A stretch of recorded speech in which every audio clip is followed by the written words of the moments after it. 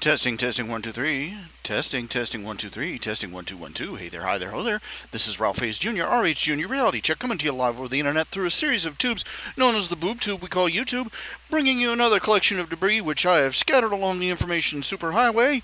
A little thing I like to call dun dun dun dun dun dun dun Spleen Squeezins. I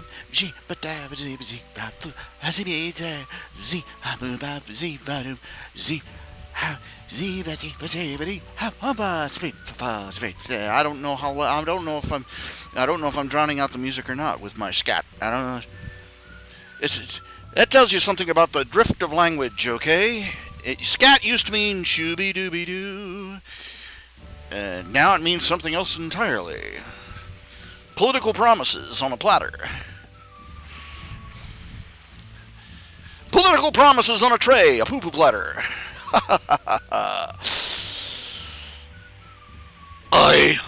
Okay. I've got good news and I've got bad news. I got good news is that my new bed frame has arrived. My new bed mattress has arrived. It's supposed to be a memory foam mattress. They're both sitting in the hallway. The problem is that the box for the mattress is a lot smaller than I expected. I get the feeling this is not a mattress. It is a mattress topper. Because I looked at it, it's supposed to be 6 inches thick. That's about as thick as a regular mattress. But there is no way on earth that this thing is made to lie, on bars. I am slightly distressed. I may have to. I don't know. I may have to lay down some plyboard on the. I don't know. Because the bed frame is, the bed frame I got has no springs. It's just a bed frame, metal frame, and iron bars across it. Because anything less would probably not hold up my fat ass. So, the picture in the picture on Amazon.com shows this bed with a nice big mattress on it, right? But guess what? It's not what I got. And once again, I made the mistake of not clicking the right button, and I hate this La La La song.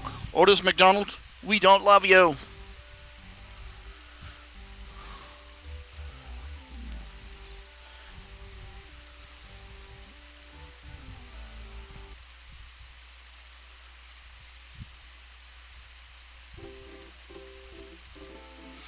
He's so high. Hawaiian Weekend by Igor Kinsky. I don't know. Okay, yeah. Well, I'm in a caffeinated mood. Let's leave it like that. Hey, Ruff, it's Brennick. Pleased to meet you, Brennick. They self-inflate. Well, I assume they expand. I assume they're foam, that they expand a little bit, but is it going to feel like I'm laying on foam-covered iron bars? That's the question. So, I've yet to clear the trash out of the living room so that I can assemble the bed and assemble the frame and then lay out the mattress on top of the bed so they're living in the house that Jack built. But I straightened up my trash cans today. Yeah, lumbered my way down the stairs, went out front. Dumped all the rainwater out of the trash cans that were standing, picked up the ones that had fallen over, and stacked them up around my front stoop, step, porch, landing thing. And so now I can drop trash bags down in them. Now all I have to do is get the trash from here up to the other end of the trailer and out the front door. Yay! Yeah. I'm sure the mattress is nice and thick, but I don't think it's going. I think I'm going to feel like I'm lying on bars covered with foam. Yes. So, well, we'll see. I'll figure something out. If it doesn't work, if it does, if I have to, I'll just get a box spring or something. Because you see, my agenda is I bought this new bed frame. First of all, because the bed frame I'm sleeping on is actually a futon, which is basically broken to bits. It's completely busted out. And between it and the manky stank state of the mattress on it, let's just say I've not been sleeping well the past few years. But anyway, so I'm going to put a new mattress. I'm going to put a new bed in here. I'm going to put the bed up here in my living room.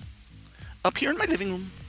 Up here at the end of the house where the air conditioner and the heater are.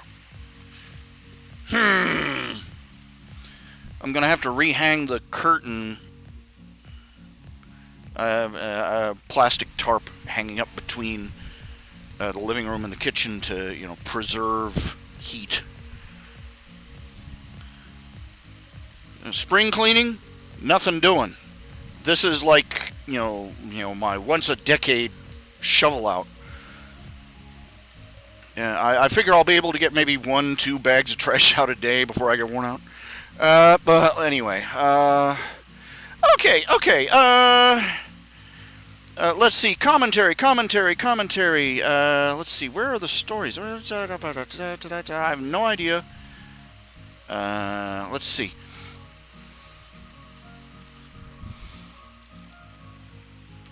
Archive of our own. I'm trying to pull up a comment I just received on one of my stories. The problem is that I deleted the comment from my inbox, so I don't know which of my stories it's on.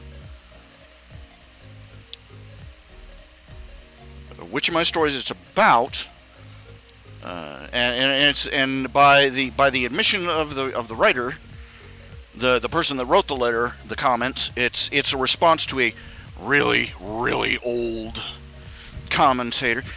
Well, basically what it boils down to is this guy wrote, guy, girl, whatever, they wrote, and he said, oh, I enjoy this story so much, but I really want to check what you think about certain things so I can know if I can read this story guilt-free. And proceeds to list off 2 or 3 questions. You're opposed to sex change operations. What do you think about plastic surgery? And the second one was, when you say gender, what do you mean? And I didn't bother reading the rest. I'll say this much. Praise the name of Jesus because He gave me self-control. Because He gave me enough self-control that I started writing something, stopped 3 different times, started over, and finally decided on a response that was, neutral as could possibly be, yet still got the point across. I said, my reply was, so basically you're wanting to give me you want to test me for, ideological purity, so you can know if you have permission to like my stories.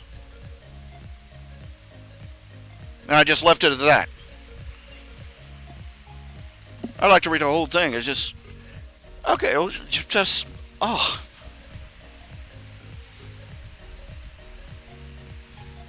You say things that my peer group doesn't agree with. I'd better check and make sure that you're, I was tempted to ask him several things. If I promised that there weren't any wrong-thinking Jews in my family, would that improve my score?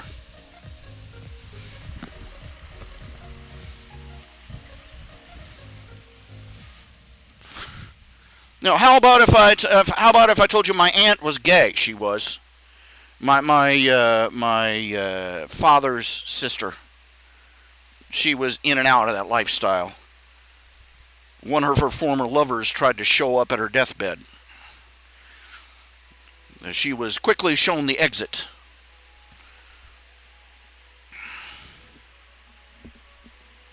I don't make no apologies for that.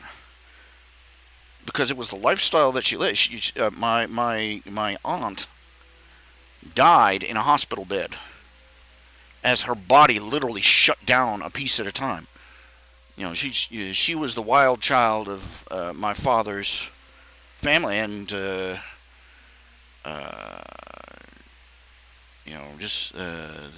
lesbian lifestyle was just the start of it, from what I understand, and it just wrecked her body. And She died. She was the baby of the family. You understand? She was my dad's baby sister, and my dad had to help bury her. So shut the freck up about your alternative lifestyles. My family stood atop one grave too many for that. This jackass. What do you mean by gender?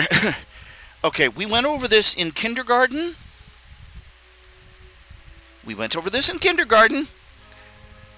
Pull out your pants and look down. You'll figure it out.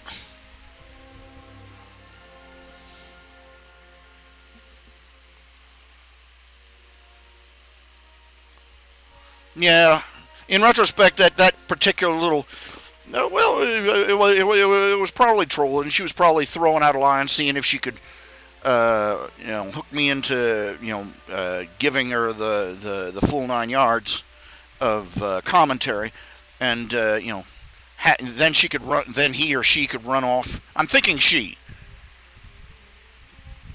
There was nothing manly behind this. Let's put this. So she could go running off and, cry to mommy about how I hurt her feelings and get me kick banned,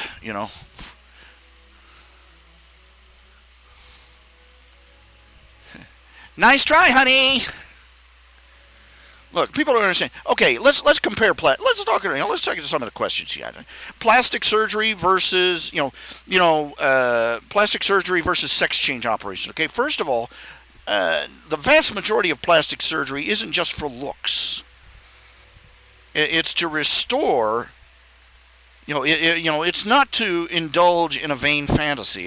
It's to restore functionality. Closing cleft palates. Opening up nasal passages so the person can breathe properly, rebuilding facial features and body features that were destroyed in accidents, things like that.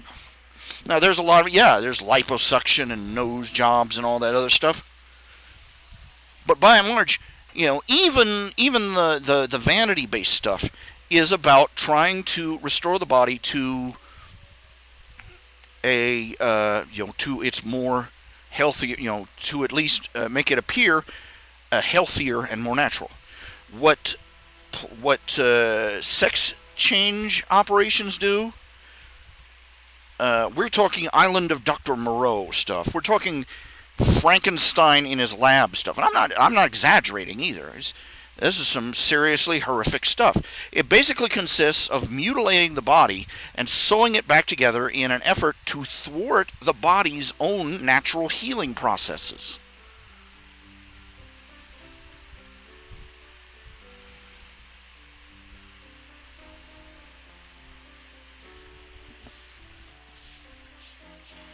Even when even the author of the Island of Dr. Moreau, he pointed, the mad scientist pointed out that his efforts to surgically create a man out of animals was thwarted by the nature of the flesh to return to its own original state.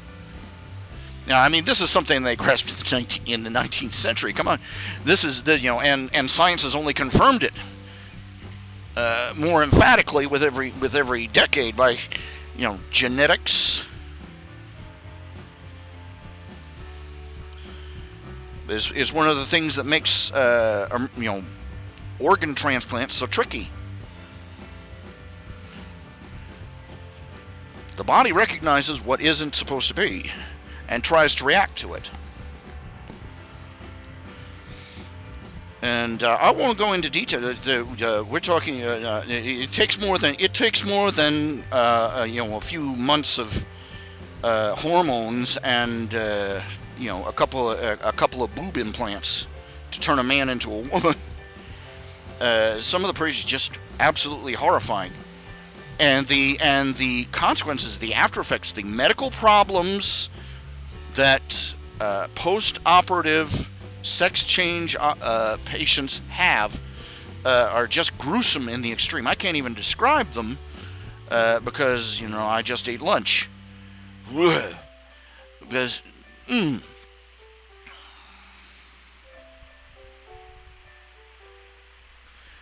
so there's a vast gulf. Cosmetic and reconstructive surgery. There's a difference between the two, but there between cosmetic and reconstructive surgery are way over here, and on the other side of the Grand Canyon is sex change operation with doctors Mengele, Moreau, and Frankenstein.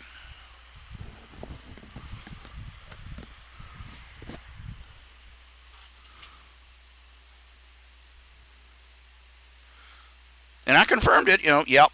The doctors will tell the hormone treatments make the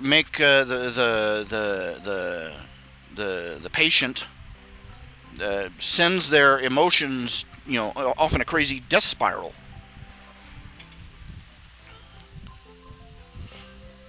And it's totally confirmed by a post-op by a post-op man himself.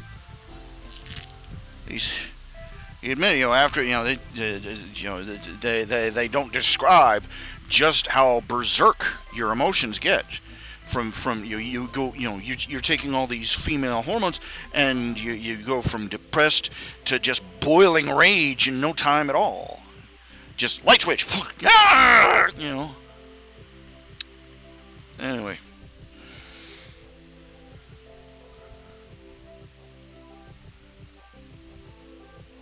So no, there is no comparison. Plastic surgery, cosmetic and reconstructive surgery are about trying to fix what is damaged.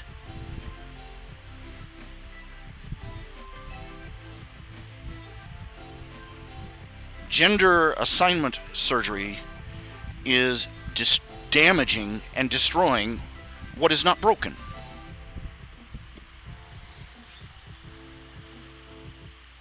To pander to a delusion. Look, have you ever heard of the Tiger guy? There was a guy. He insisted that he was a reincarnation or had the astral spirit of a tiger or something. Some in some way he's in all ways except physical. He's a tiger. Rawr. But anyway, I met the guy. At a convention. He has had dozens of surgeries to make himself look more and more like a tiger. He got tattoos for stripes. He had piercings through his upper lip so they could, make whiskers. He'd stick whiskers out through the holes, and he had his lip cleft. He had implants in his forehead and his cheeks and. But no matter how much they hacked away at him, he was never, ever, ever never going to come close. Even in approximation, he was never going to be a tiger. And guess what? He committed suicide a few years back because his make-believe life wasn't meshing with reality too well.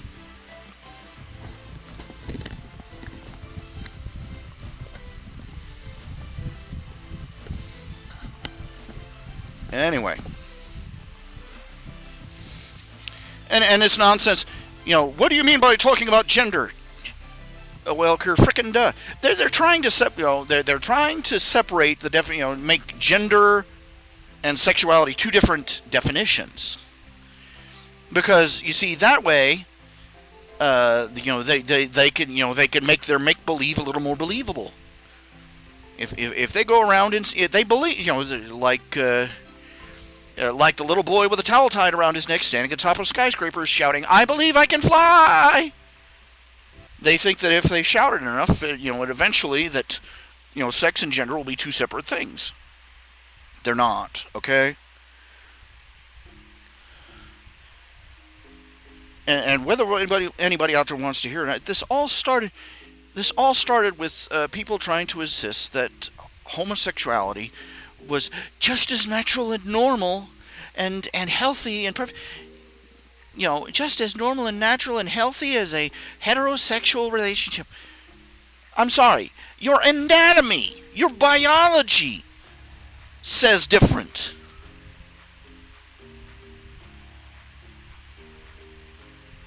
Tab A, slot B.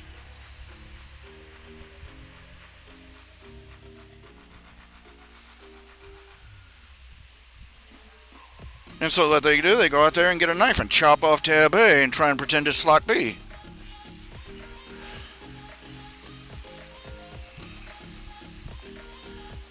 I'd like to see the numbers. I'd really like to see the math numbers on female to male versus male to female on transsexuals. I really would. Because I have a suspicion that most, not all, obviously, but most, by I'm going to ballpark at 80%. This is my guess. Don't quote it as a fact, okay? Look stuff up first. I'm going to go by the ballpark that I'm going to guess. I have no idea where you would look for information on this, so I'm going to ballpark that most gender reassignment, most people that insist, that they're another gender, they are male to female. Natural male wanting to transition to female, or some variation of female. Why do I believe that? Because we live in a society that is highly misandric right now. I could read you the chapter and verse and all that, but right now women are a privileged class in a society. Whether you want to talk education, criminal law, marriage law, parental rights, civic behavior, and how they're allowed to behave in public.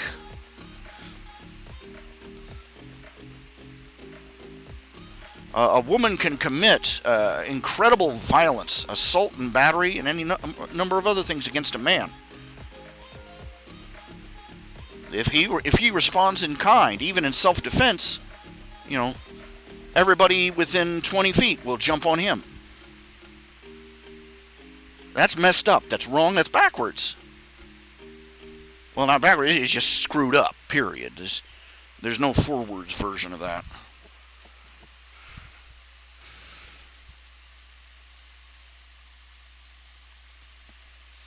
So, we live in a society that's stumping for girl power at every turn.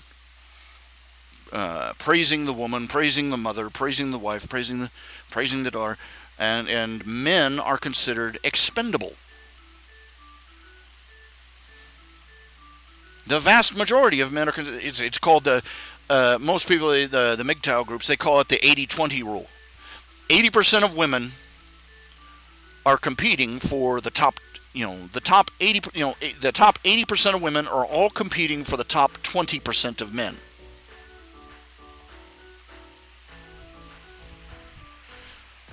And the rest of us, we have to do with whatever is left over.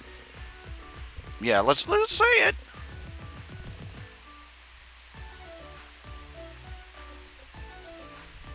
And not only women competing, not only those 80% competing for that 20%, they are told that it is their natural born right to have that top 20%.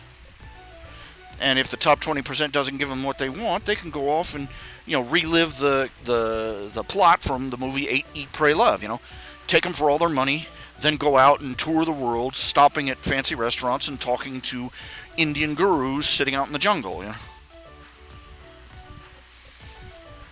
Find your fulfillment. Women are not only praised; they are told they are entitled. So, should it not surprise you that a scary number of the 80% that women walk right past, that a scary percentage of them decide that they want to be a pretty princess?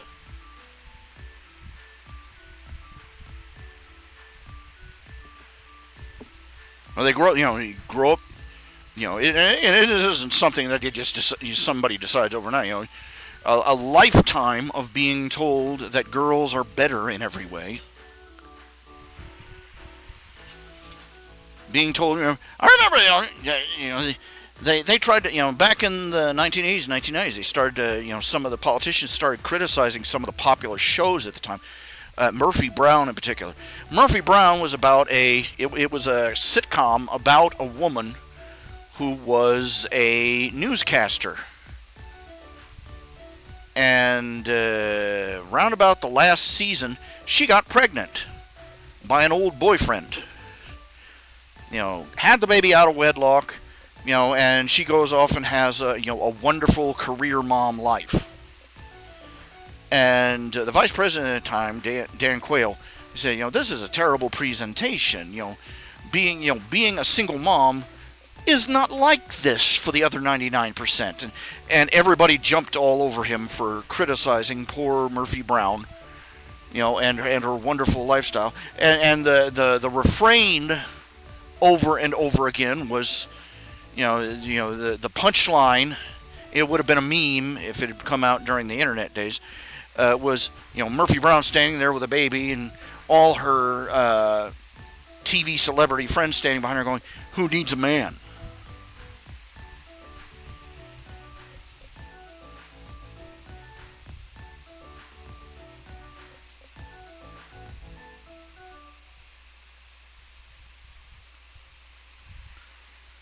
Well, guess what?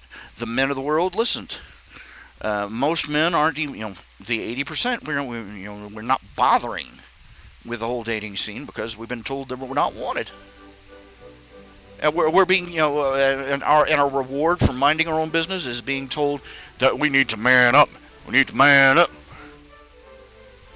I want, pastors who ought to know something about things are coming out, the young men of this generation, they need to man up. Marry a woman. Crank out some kids. And go work in the factories. Where were you born? Newcastle in the 1800s? Good night. These men who are these supposed men of God who just can't, completely clue deficient. And, I'm sorry, the men who are opting out are the ones showing maturity. They've decided that they're going to walk out of the El Hitch 'em Up casino before they lose everything.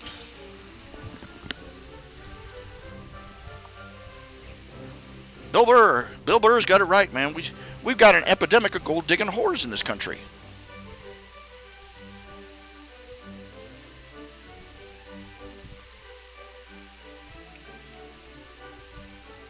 Oh, pardon me. Empowered women who don't need no man. We've got a plague of those in this country. Let's be proper.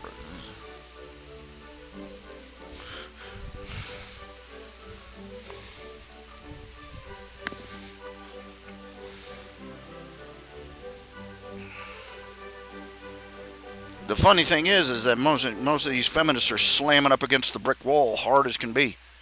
They hit the age of 30 and surprise, 3-0, boom.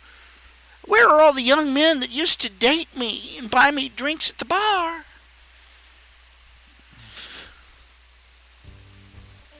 Well, they're not cougar hunting, honey.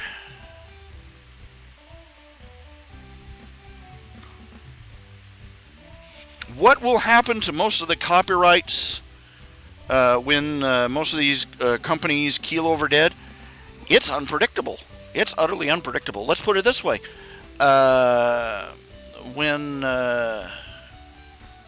Consider the copyrights to Spider-Man. To the day he died,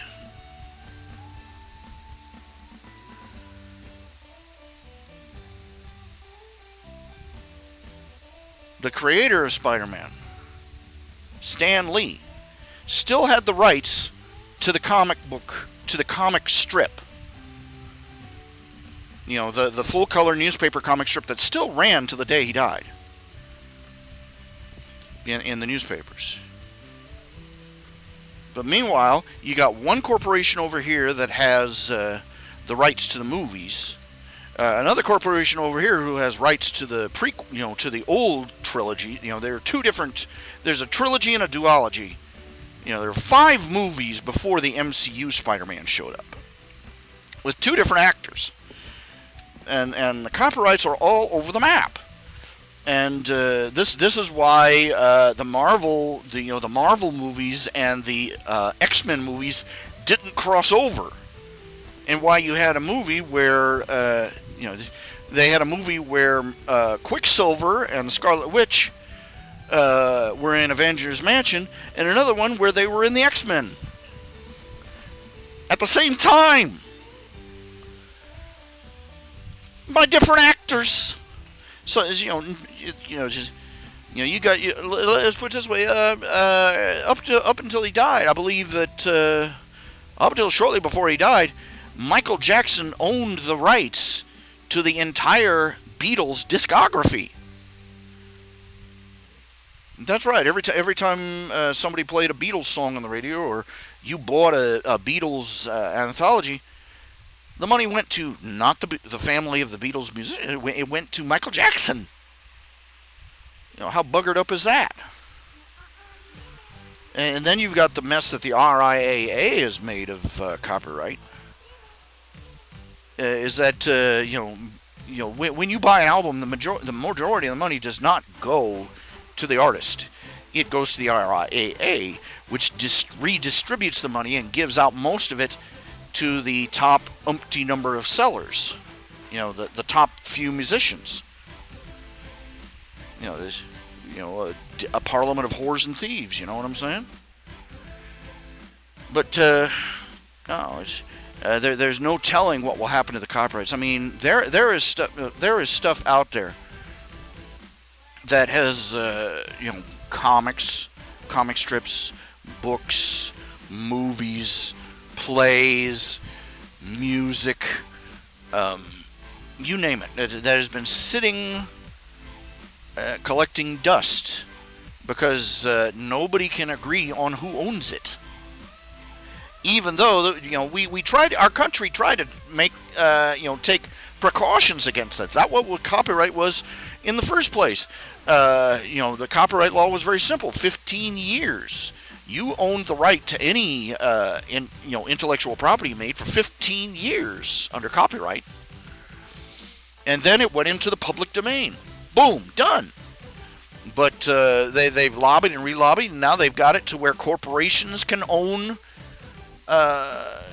copyrights, and copyrights can persist for something like 75 years after the creator dies.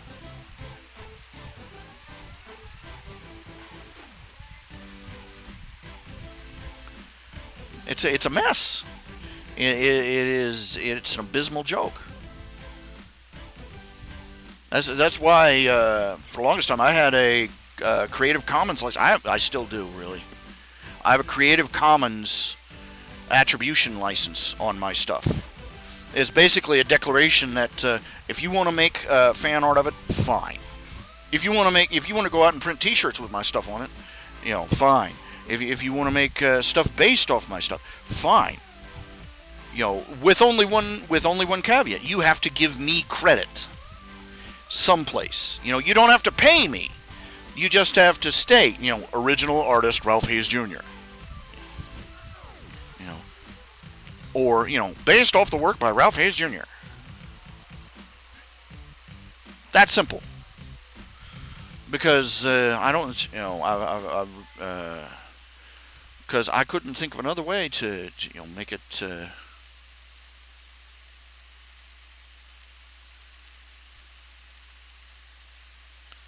But most of my stuff is, a good chunk of my stuff is well over 15 years old, and I think that it's only fair that it be out there where people can use it.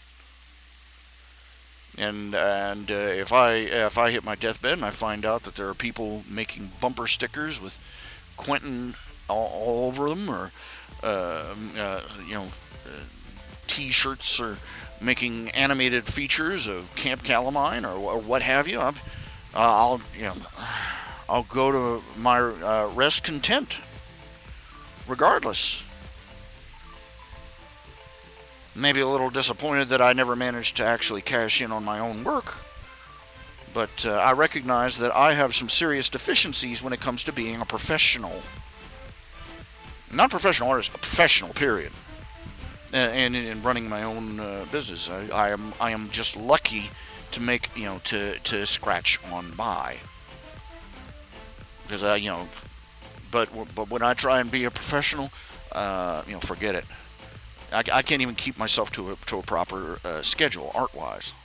Every morning, every night, I go to bed thinking, okay, tomorrow we're going to divide up the day into time lots, and we will spend an hour doing this and an hour doing that and an hour doing this and an hour doing that. And by the morning, I get up and I'm like, oh, my back, and I forget all about everything that I had planned. And by the time I remember it, it's 1 in the afternoon.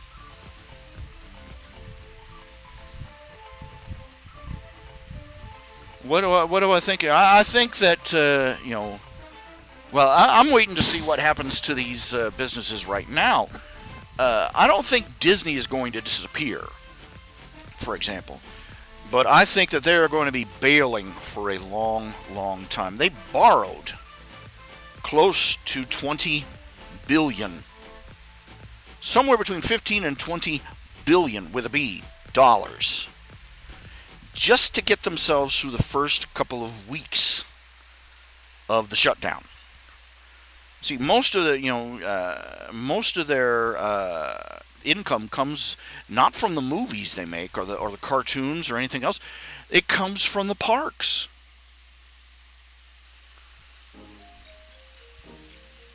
In fact, back during the 90s, it looked like they were going to stop making animated features altogether. And just rely on their parks and their cruise lines and everything else, to stack up fat cash forever. They didn't do that, thankfully. Or maybe regrettably.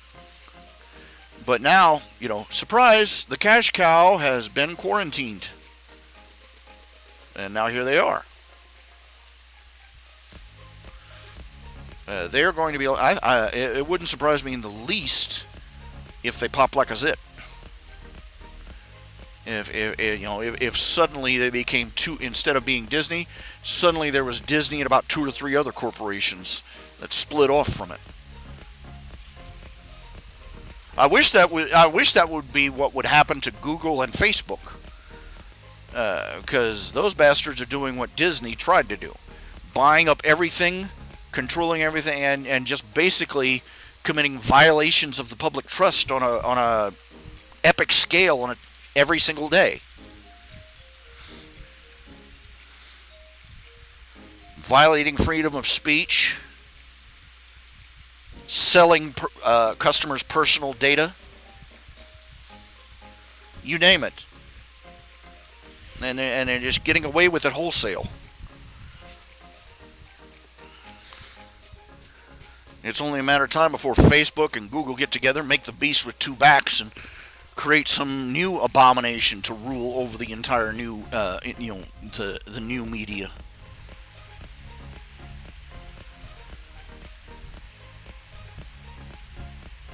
Where the hell are the competitors?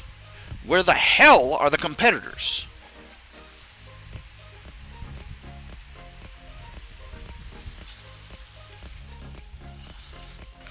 Every time a new competitor shows up, Google buys them. So much for dedication to the cause,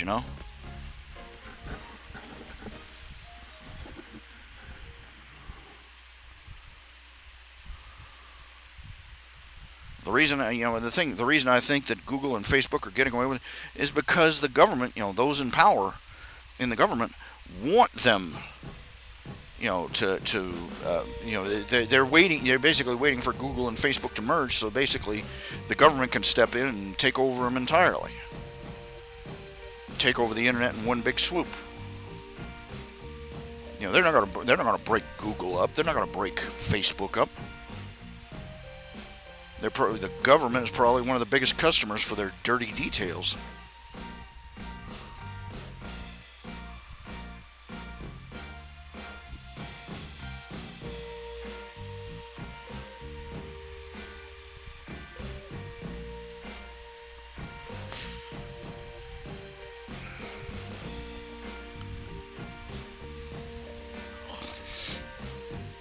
Mm.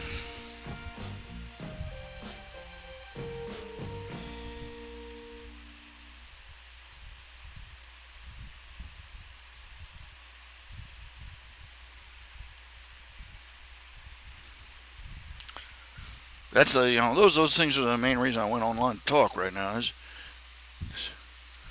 also for the illusion of progress. As long as the engine's making noise, the car's moving forward. Yeah. Uh,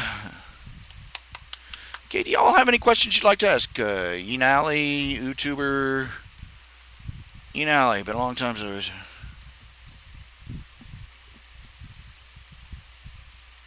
Let's see, we got Eli and T-Mug, Enally, YouTuber, and that's it. 3 people.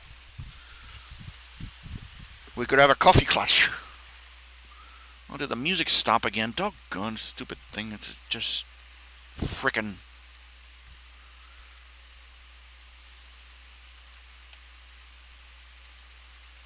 I don't know how long I'm going to go on. Just to salve my conscience, I suppose. I'm trying to do it. I'm trying to make habits. I'm trying to make a schedule. I'm trying to, I don't know, get in a routine. Lately, I do these shows about 7 o'clock every night, 6 or 7 o'clock every night. And they're usually the farce that they always are.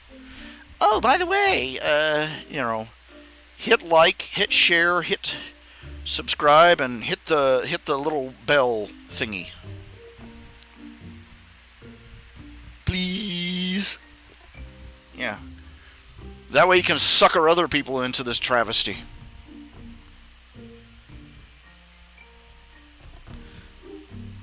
Eli, I will be truthful. I can't remember if I read your book or not. I remember you giving me something. I remember looking at it. I remember, well, basically, I'm sorry. I'm sorry. I don't mean to be, I don't mean to be thoughtless like that. I don't like that. I'm sorry about that. I should have read it when I first got it, but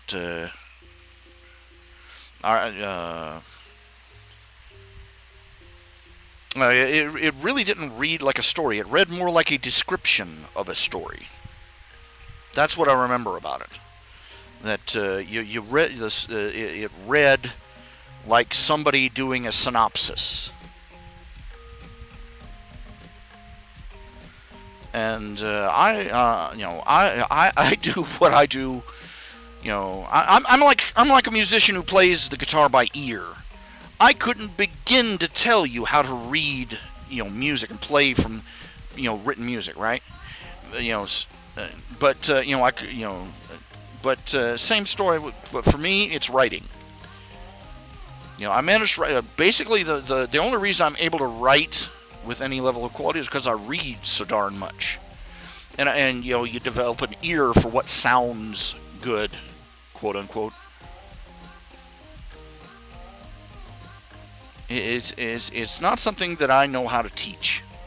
There are other people that know more of the technicalities of it, the way to write a catching phrase, the way to maintain a narrative, the way to develop a writing voice, and all those other things that are so important to writing. You really don't want to ask me for advice on writing. I'm like, you ask me for writing, you pick up the keyboard and you bang on the keys with your hands. Tappity, tappity. And then when lots of words come out, and then you put them on the internet, and everybody go, yay! That's me. I can't help you. I can't. Beyond being able to say it needs work.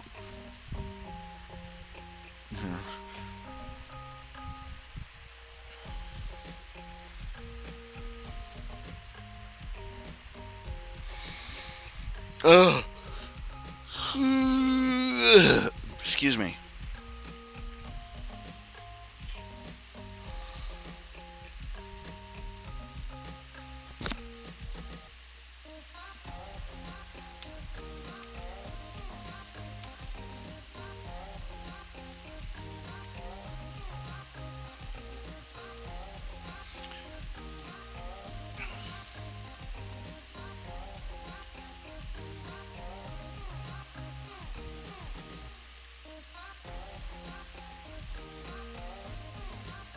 I don't know. This is making me feel like the protagonist from the movie Throw Mama from the Train.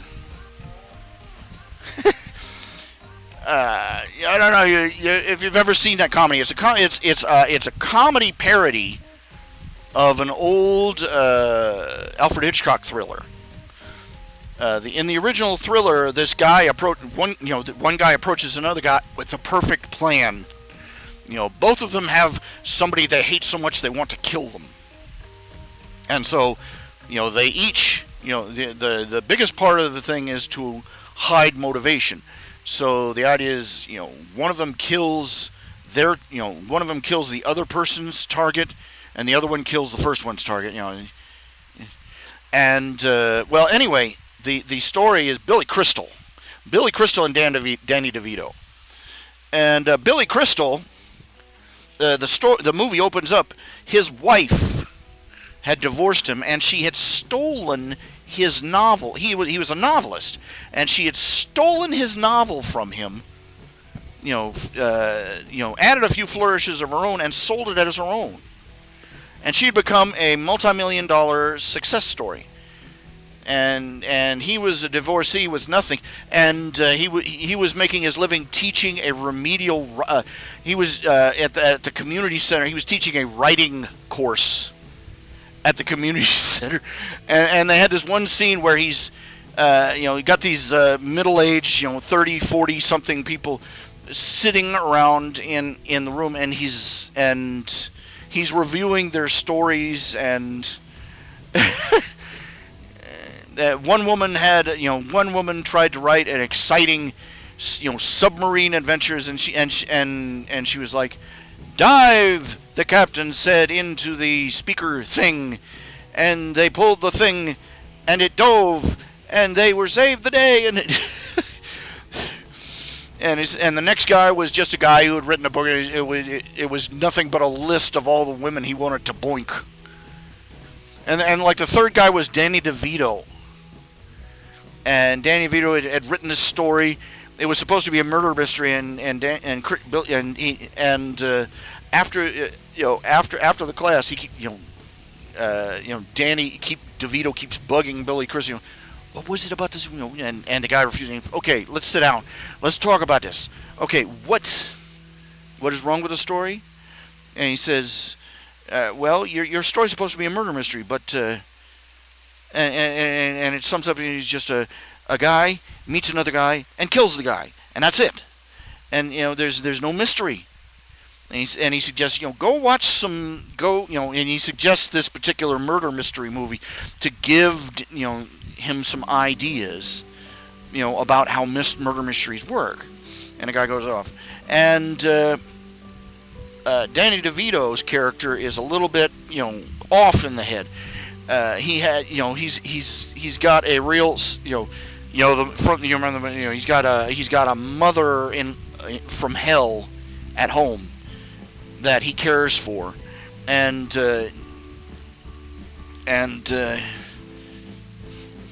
he can't she's very old, and he's constantly wanting to offer just to get her out of his life. He's miserable and he's insane. And he watches the movie and gets the idea that Danny DeVito is... I don't know why I'm telling you the whole plot of this movie. He gets the idea that Danny DeVito wants to swap murders with him. That if he offs Danny DeVito's horrible ex-wife, that Danny DeVito will help him by offing his horrible mother. And yes, this is a comedy. And by the end of the story, though, they figure out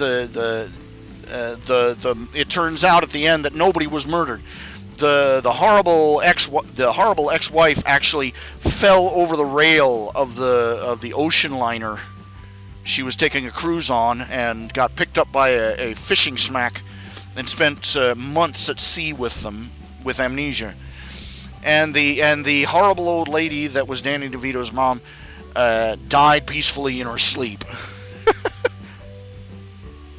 And at the end of the story, it's revealed that Danny DeVito, Danny DeVito visits Billy Crystal in the hospital. Billy Crystal has spent months. He is woken up, and he says, "This is brilliant." And his writer's block, they've been tormenting him ever since his wife left him, breaks, and he starts writing a murder mystery based on what has happened to him.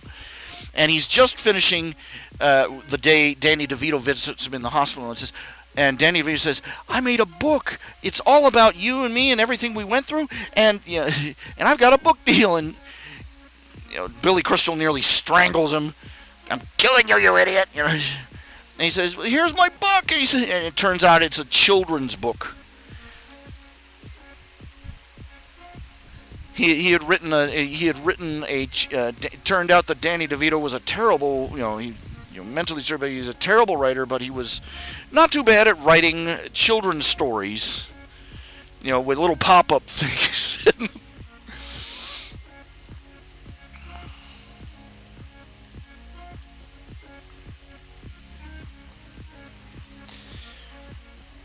Okay, I'm sorry. I rattled off. I don't know why I went off on that rabbit trail. I haven't thought of that movie in years.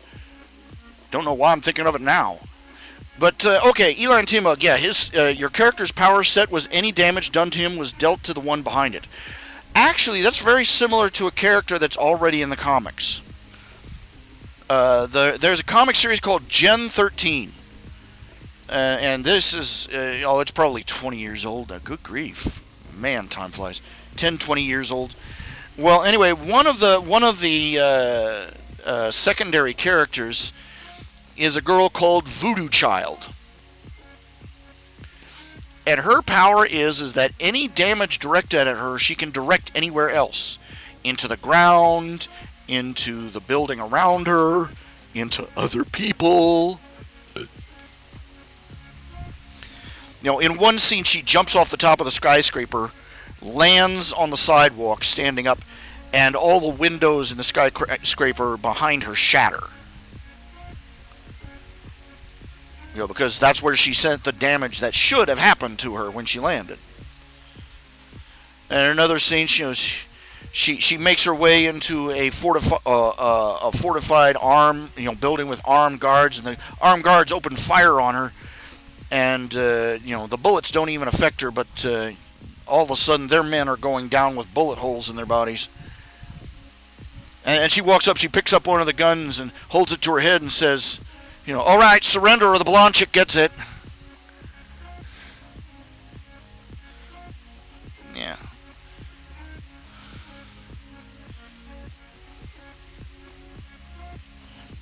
Now, well, let me put it this way. Okay. You've got him an interesting power set. He can, anybody tries to hurt him, the damage rebounds back on them. Is that what I'm understanding? Okay, now you might want to, if you want to talk about this character, you want to explore the conflict that this power causes him. Think about it. He has to live with the fact he doesn't do anything, but other people who try to hurt him suffer injury, and you can imagine the guilt he feels.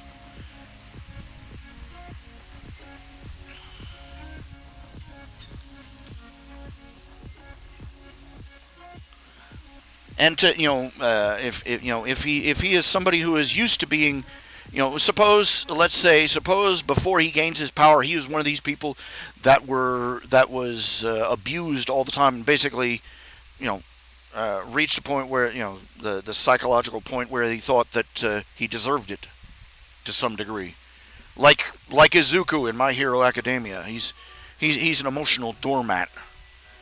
But anyway, he and this protagonist, he's abused frequently by his family, by other people, by bullies at school or whatever.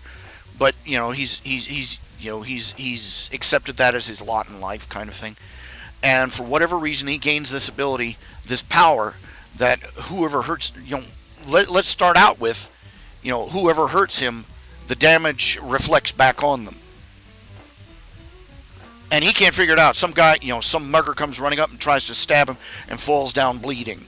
Some guy tries to hit him with a baseball bat, and gets knocked out, and he can't figure that out. But suppose that's he's and the punch rebounds on them and knocks them down onto a train track in front of a train. This is early on in this guy's power. This guy has a power that absolutely protects him, but he's terrified of, because from his perspective, his power retaliates disproportionately. This guy was just trying to punch him for some reason, but then he gets thrown in front of a train. That would affect him. That would the conflict being is that he doesn't like to hurt people. He doesn't want to hurt people, but he doesn't want to be hurt either. And he doesn't realize, at first, that he can redirect the damage wherever he wants it to go. All he knows is that people keep getting hurt because of him. Now that's an easy way to start the personal conflict going for that character.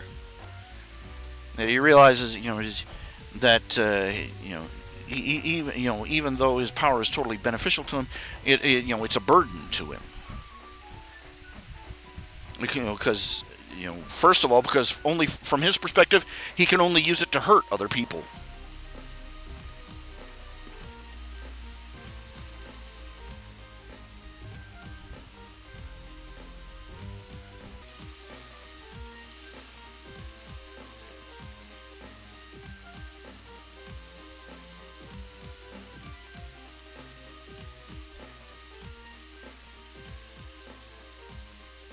And assume that it takes him some time to develop his control of the power. That he starts to learn how he can control it. He can redirect it. He can focus it. He can spread it out over a wider area. Somebody punches him and he redirects it into a brick wall, which doesn't do anything except maybe knock a couple of paint chips loose.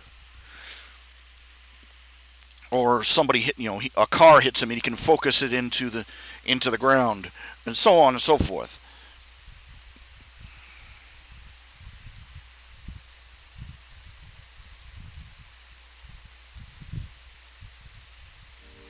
He develops. He starts out. He's a traumatized man. He gains this power, and he is traumatized by the power. And he is trying to avoid anybody finding out about the power, trying to avoid, because every time an accident happens around him anywhere, he doesn't really understand how his power works, so he thinks that maybe he's causing accidents by being around. He kind of is, but he doesn't realize that it's because the accidents were going to harm him. And he doesn't, he doesn't figure it out. He doesn't start figuring out his power until one day, say, there's a scenario where he finds a bomb at a train station or an airport or someplace. And he realizes at this point that his power redirects damage somehow. And he doesn't have any other idea about what to do. He picks the bomb up, wraps himself around it. Wraps his arm around it, bends over, and holds on, squeezes his eyes shut, and says, here we go. The bomb goes off.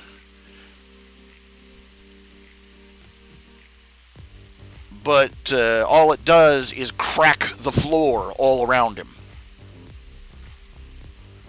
And he realizes that, whoever set the bomb had left it there hours ago.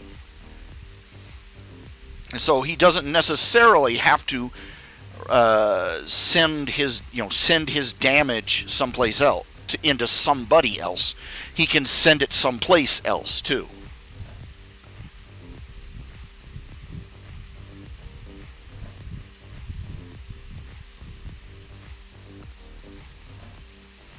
And that's when he starts realizing the utility of his power. And starts developing, new ways to use it.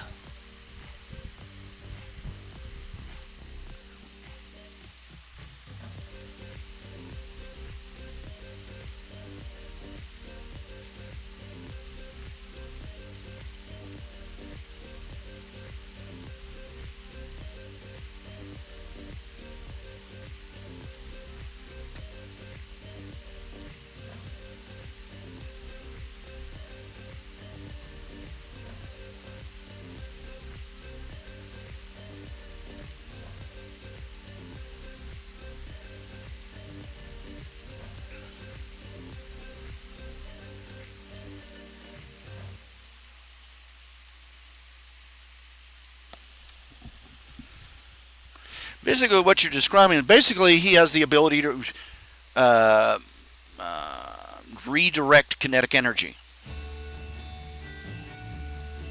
If you want to be more, that's basically what you're describing. Is what I'm getting here. Now the question is, can he redirect damage like, say, being burned?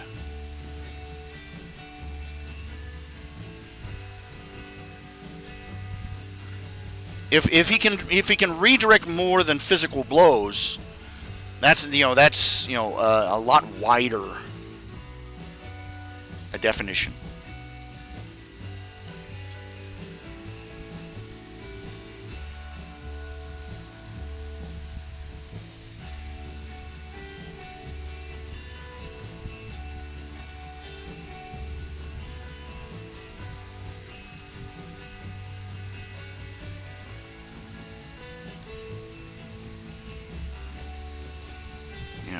He learns first he learns that he can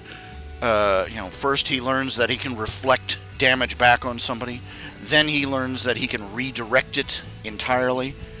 Then he learns that he can focus it or diffuse it, spread it out over a wide area or focus in a tiny one.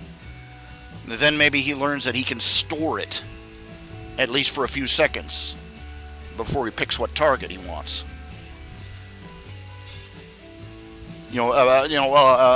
Progression. Now, what name were you going to give him? Now, I should warn you that DC Comics already has a character named Damage.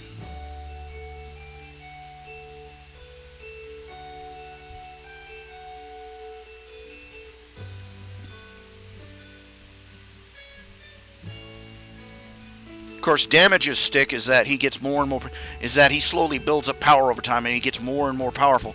But after a certain point, he starts building up power too fast, and he basically emits a massive explosion around him. And so he has to, he sort of has to take precautions. And most of his adventure, he's basically trying to learn how to control that. Find ways to put off those detonations.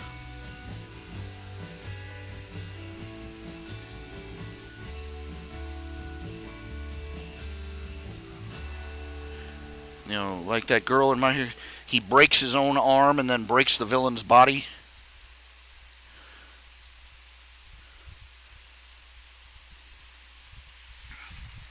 Well, that's more like sharing damage than redirecting it. Because, his arm actually broke.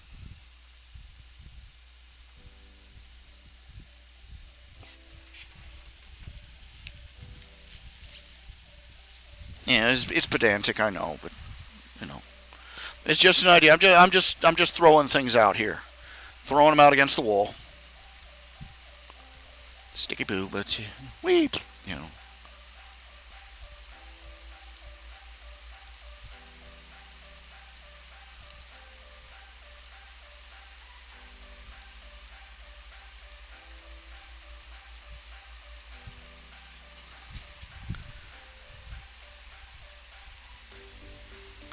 Ouch.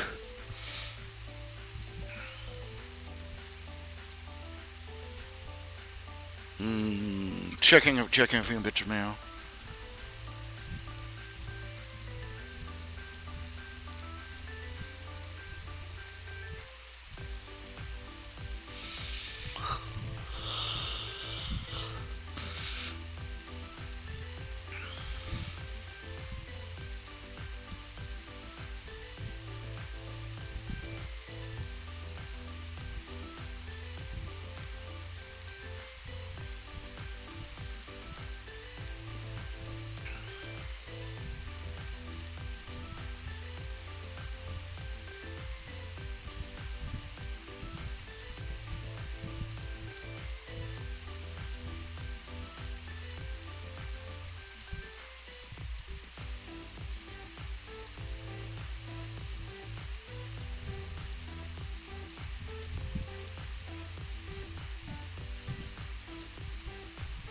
Oh my, oh my, oh my, oh my, oh my.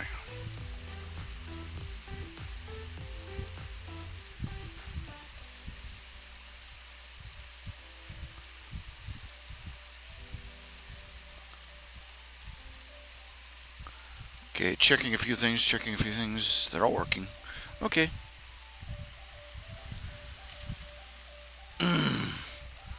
Well, you do it the way you want to do it. You set up. I'm just going with what my first impressions. Basically, you gave me a quick synopsis there, and I was just ballparking ideas. You know, throwing up a few pop flies, seeing which ones fell. Darts against the wall, throwing things up the wall, seeing what sticks.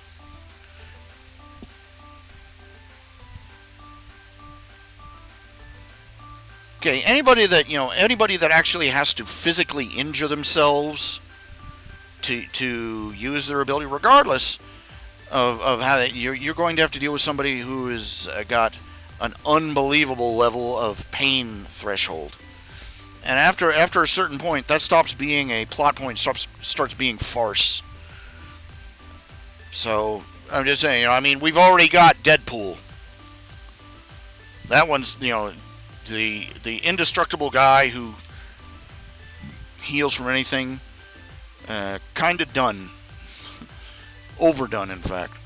The thing that made Izuku from My Hero Academia interesting is the fact that even though they have a super healer there,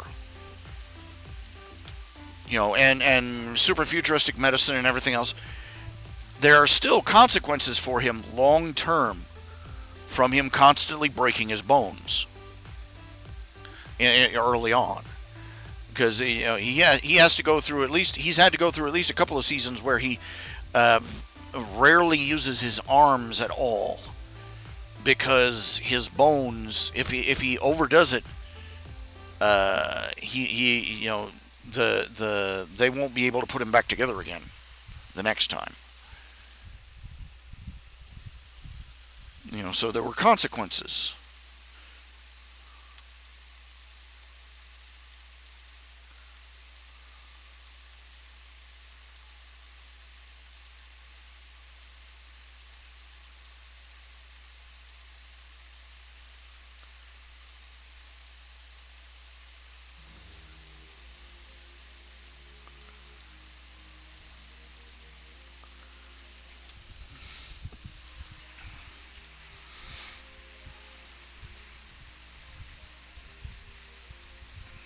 No.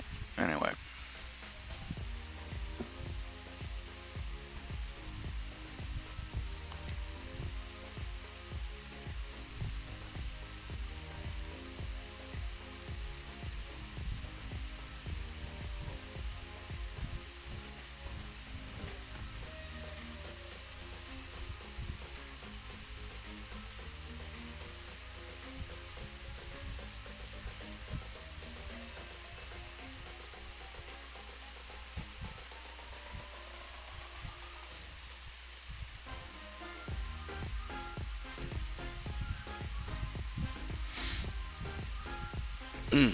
Okay.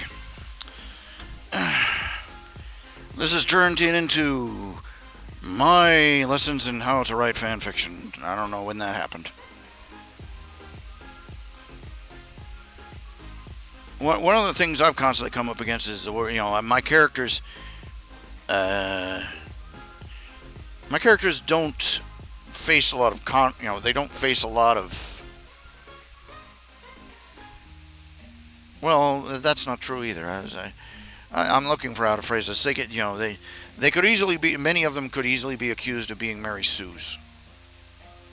Of course, the reason they could be accused of Mary Sues is because people have very sloppy definitions of what a Mary Sue is.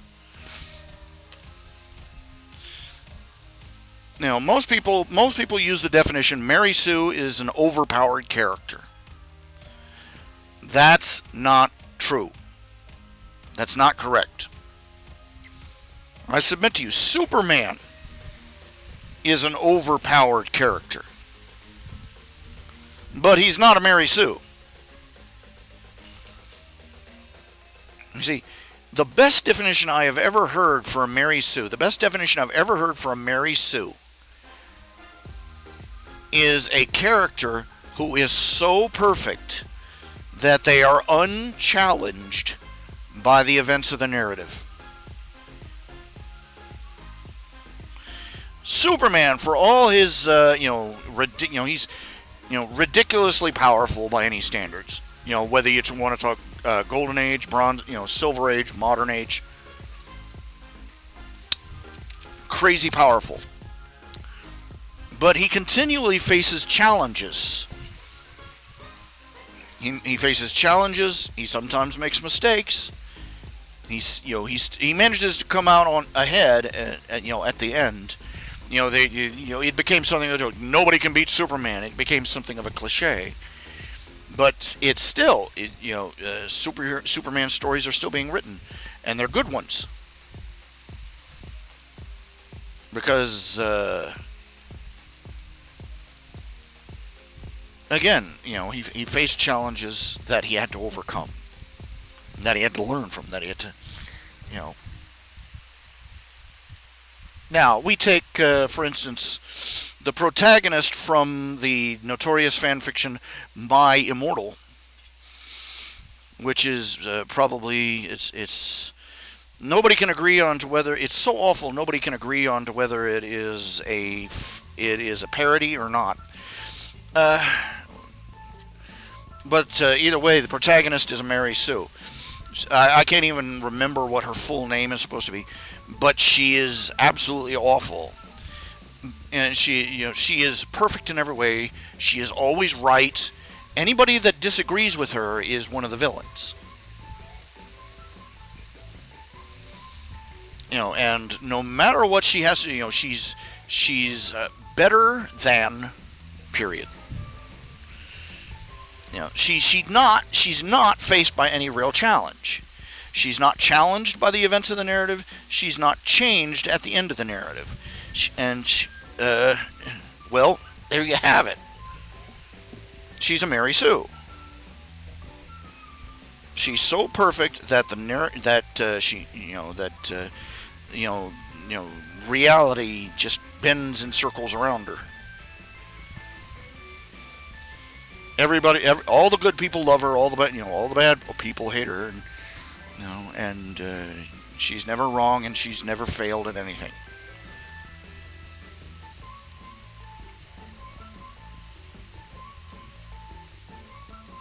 So, now I forgot where I was going with this. Discussing the definition of a Mary Sue.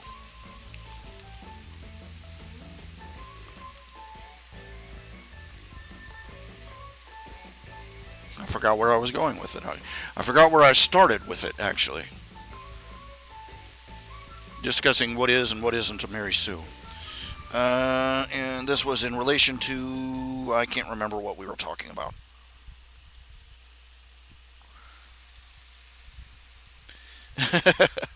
I'm not about to, I haven't got a tape I can rewind to check. So, there went that topic. Now,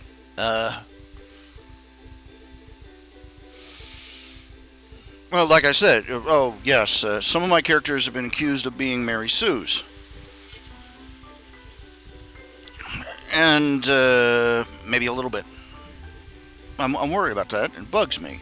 I don't want to write Mary Sues. Nobody wants to write a Mary Sue. Because they're insufferable. But, and they're terrible writing. But, looking at this,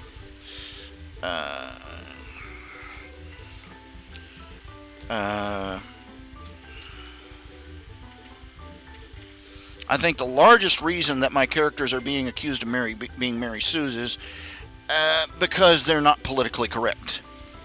You see, to their way of thinking, if a character is politically correct, then they can't be a Mary Sue, because Mary Sues are correct about all the wrong things, don't you know? You see, they don't. One of the things about special snowflake writers SJW writers, if you want. Take a look at Carol Danvers, Captain Marvel from that Marvel movie. You know, personality of a brick wall. Her whole story revolved around how she was oppressed by the man, and yet she never faced anything that remotely resembled a challenge, except somebody vaguely male saying a rude remark to her. Mary Sue stands up, you know. Mary's, feminist writing is all Mary Sue's. Because the character is never wrong, they're always perfect, and they are never, their beliefs and their values and anything is never challenged by the narrative. And I submit to you that my characters my protagonists do tend to sadly wobble off in that direction. But the thing of it is, I'll say this, and I've said it before, and I'll say it again.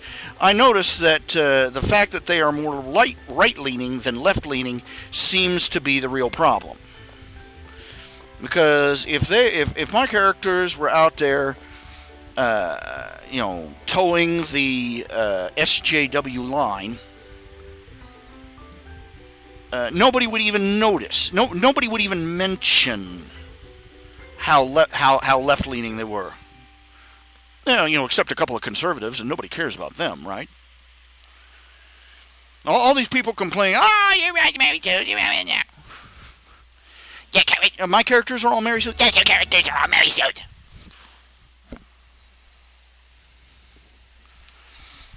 They wouldn't complain, because to them, that's normal.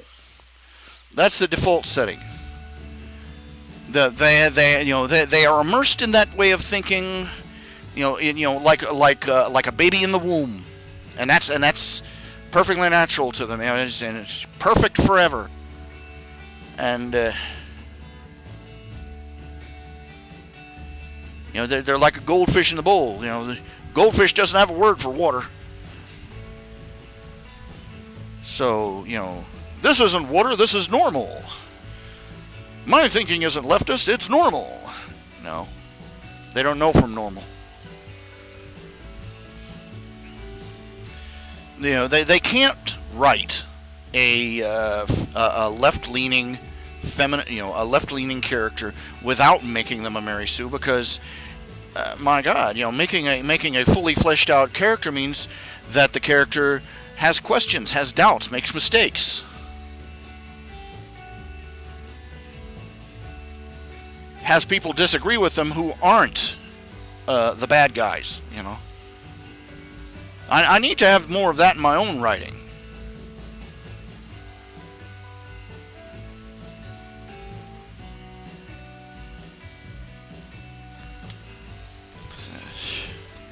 I've tried to make for instance, Bayleaf from the Warcrafter. I've had him make what I thought were pretty overt mistakes.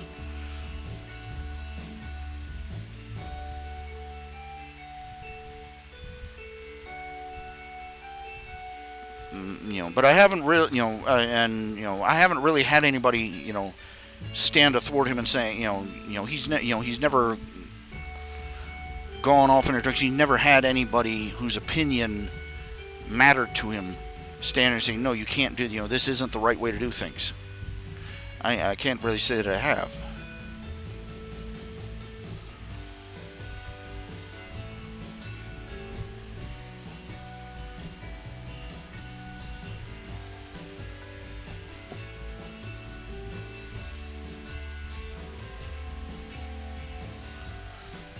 That's more, yeah, if they're OP, have them target the friends and family.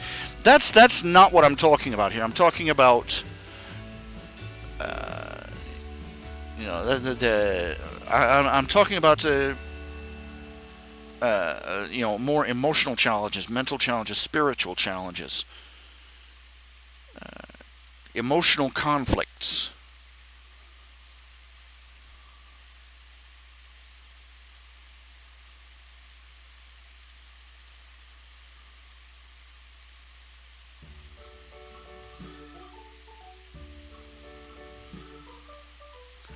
thus far, I really haven't had Bayleaf do anything that the other members of the Warcrafted, the other members of the Alliance. I haven't had any of them. I haven't had him do anything that the others protested or objected to, or had a reason to object to.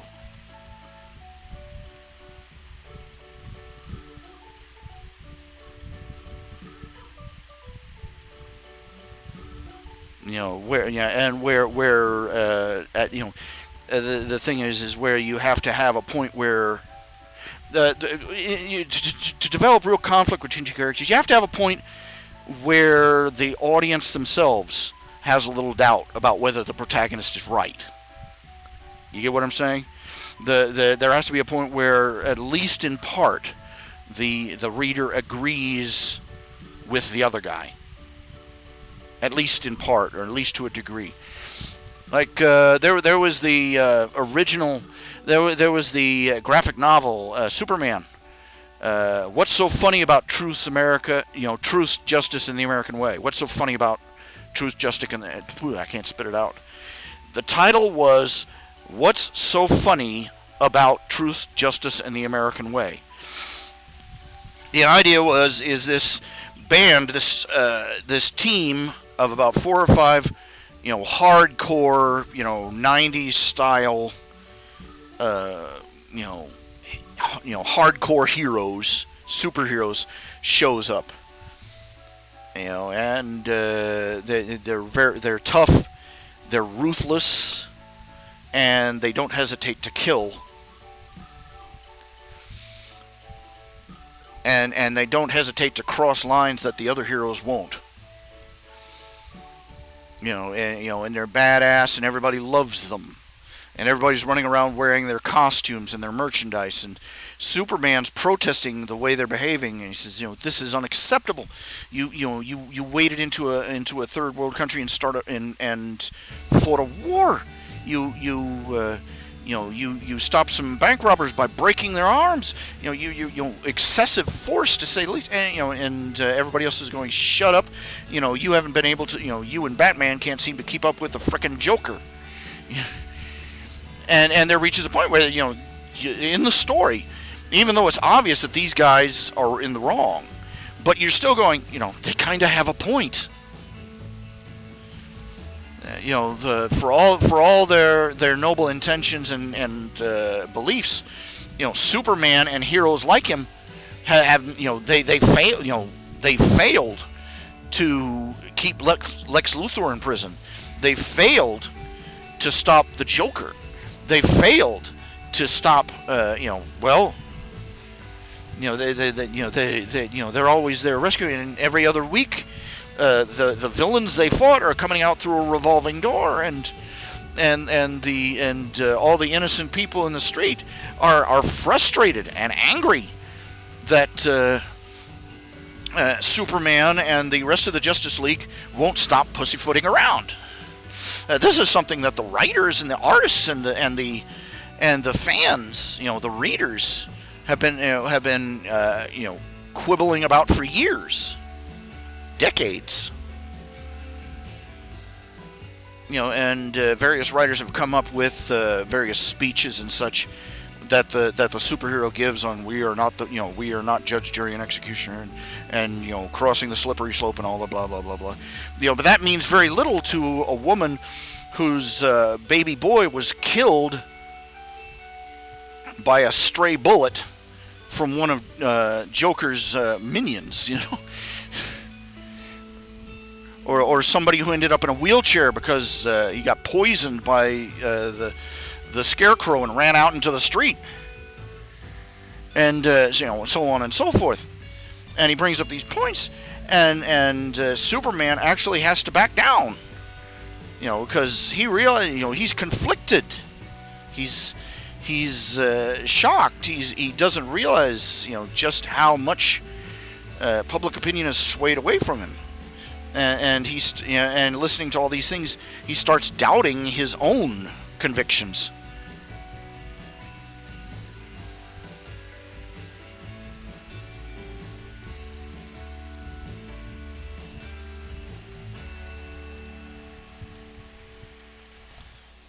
And that's what makes the comeback at the end of the story so much more powerful. Because at the end of the story, by the end of the story, the gang of hardcore heroes is they've gone off the rails. They've started becoming even more excessive. They've started basically ruling the city they lived in like a fiefdom. And Superman comes in and says, "No, this is that's the end of it." And they proceed to go to battle with him. And at first, it looks like they're stomping him, and then he proceeds to open up. He cuts loose on them completely, and he starts picking them off one by one, killing them, it looks like. And he gets down to the leader, and he hits the guy in the head with a microscopic heat ray. With him, he uses his supervision to focus his X-ray vision down, and he shuts the guy's psychic power off. Burns it out. He tells the guy, "I just burned out your psychic power." And the guy realizes that his telekinesis is gone and his mind reading, he's powerless. He falls out. He's just a blubbering mess. "You can't do this. You can't do this. You're Superman." And Superman says, "You're right. I am, and I didn't." And it turns out that the smoke clears, and there are all the other villains knocked out, incapacitated, chained up. He said, "Because my way is harder. My way is so much harder. But it's worth doing."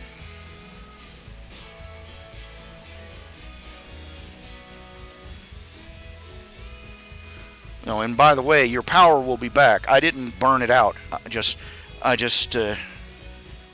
basically gave it a love tap that knocked it out.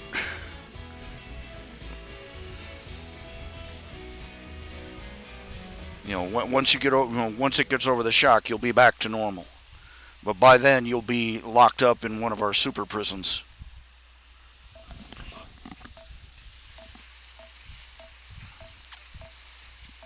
His whole point was, my way, the softer, the more compassionate way, it's worth it. It's so much harder, but it's still necessary.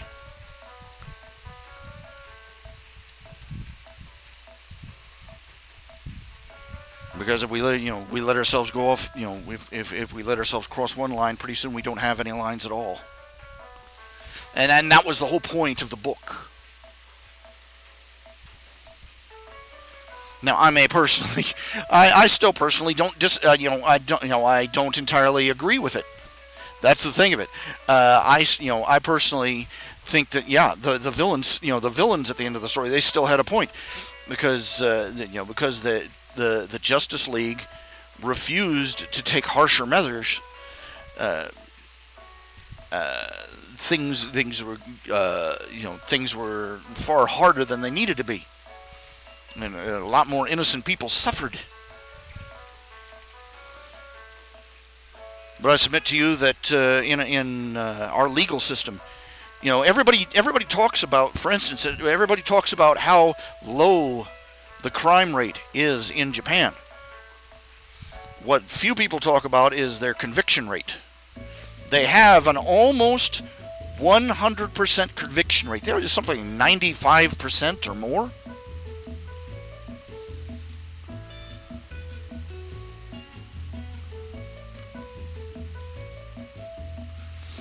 And the way they get that is basically by low court torturing confessions out of people. There is very, their legal system is skewed badly. It is not a just system. But they've got such low crime rates.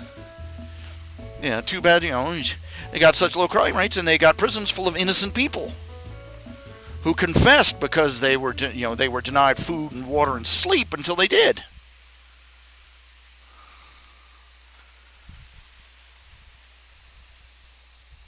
Don't fool yourself. Japan is not as Western as you think it is.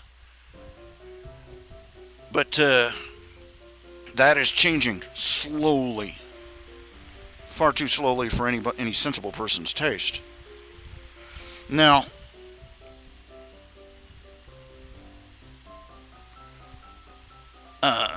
everybody likes to talk about that.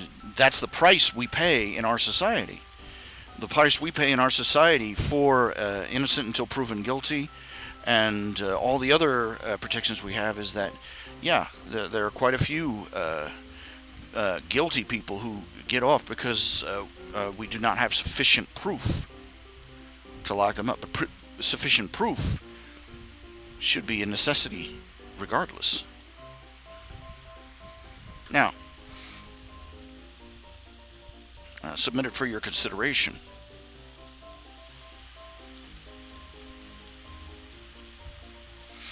Now, one of the things that has to be addressed, you've got all these. The fans always say, "Why doesn't Batman break the Joker's neck and be done with it? Why doesn't Batman, just stuff an exploding batarang where the sun don't shine, boom,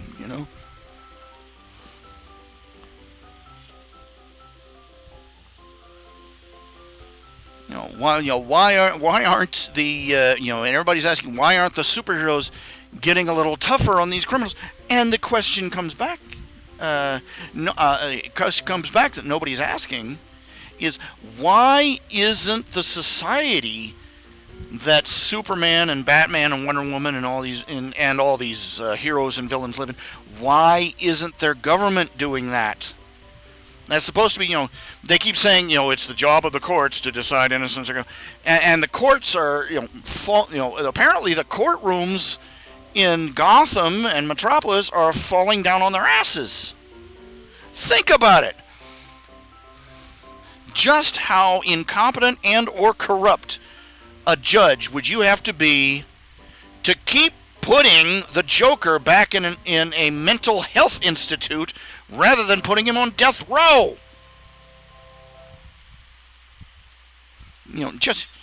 He's not guilty by reason of insanity. Insanity is supposed to be for those who are dysfunctional, who are incapable of competently behaving. This does not apply to people who are just psychopaths, who are utterly fugged in the head and get their giggles by watching children blow up. It's just no. No excuses. No, I'm sorry.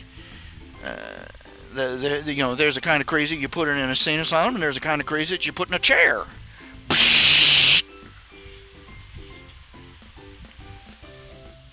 It isn't so much the superheroes have failed. It's that the society they keep putting their faith in has failed. It's that the legal system has failed, because the superheroes are out there busting their humps over and over again, catching Lex Luthor and Bane and the Joker and on and on and on and on. And turning them over to the cops, and the cops turn them over to the judges, and the judges turn them back out on the street. What they doodly hoo hoo, What the hoo ha,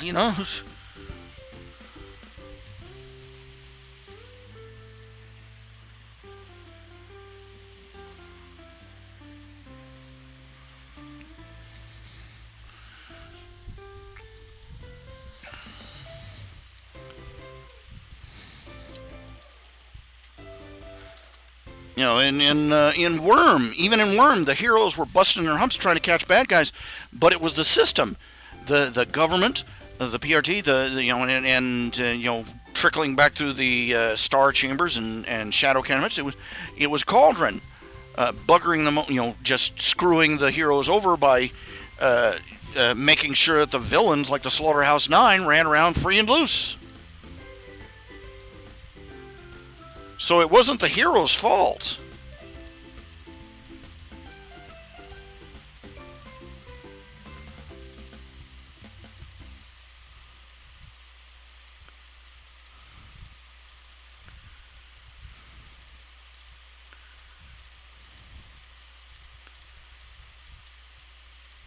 And this is one question that doesn't get answered more often in the stories, because none of the heroes go, you know, why the hell do we keep turning these people back over to a justice system that isn't going to take care of them one way or the other, you know? Now I'm wondering, okay, the Justice League is supposed to be this international organization, an extra national organization. When is it going to occur to them? We could stop dropping these people off in America and turn them over to somebody with a slightly higher conviction rate and slightly less pleasant jails, like say, Afghanistan. Or maybe just turn them over to the Japanese just to see them go through the Ace Attorney game and lose. You know what I'm saying?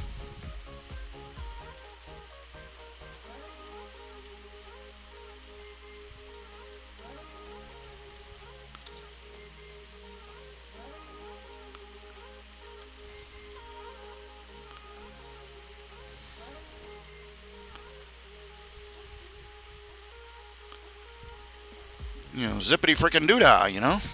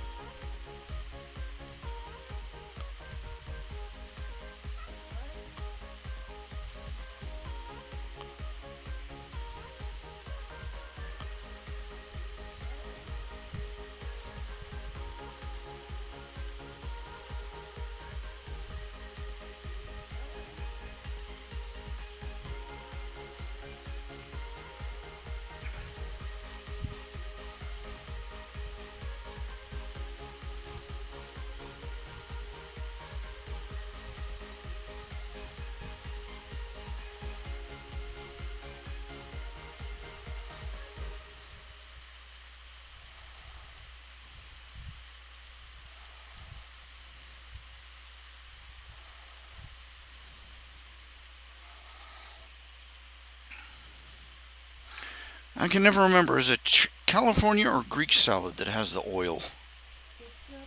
I'm looking at something else entirely, in case you were wondering. Letting my mind wander. Yeah, some of the writers aren't very bright when it comes to David. I've seen stories where Batman deliberately disarms one of the people helping him before they march in on a cult of homicidal maniacs. Because he doesn't like guns. And some writers are, some of the writers are leftist twats. Pardon my language, twits. Can't believe I said that out loud. They're butt hats. They and they just love the fact that Batman doesn't like guns. Originally, they stopped using guns. First of all, because originally Batman used to carry a gun in the oldest stories, but they stopped using it. First of all, because they decided that Batman would have a code against killing, and second of all, because him walking in and going bang bang made for a kind of a short comic. So there you go.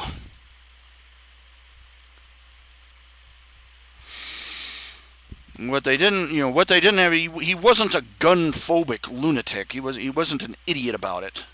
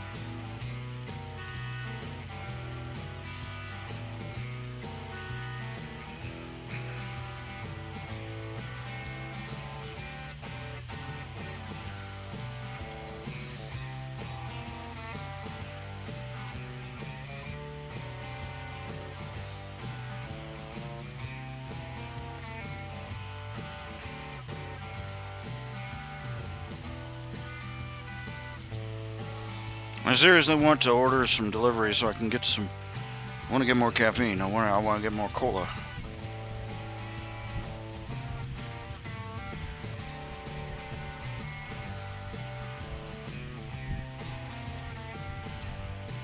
I already ordered something today, and I already drank and ate everything that came. So here I am.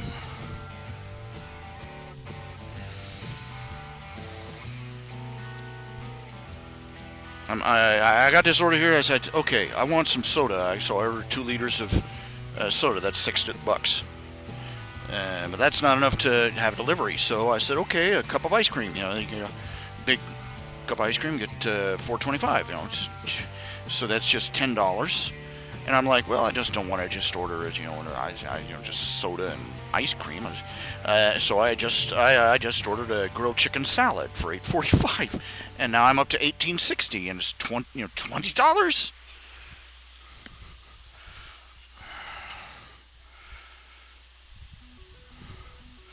I got to stop doing stuff like that, but I can't. That would mean I would have to cook for myself. That's asking for trouble. Okay.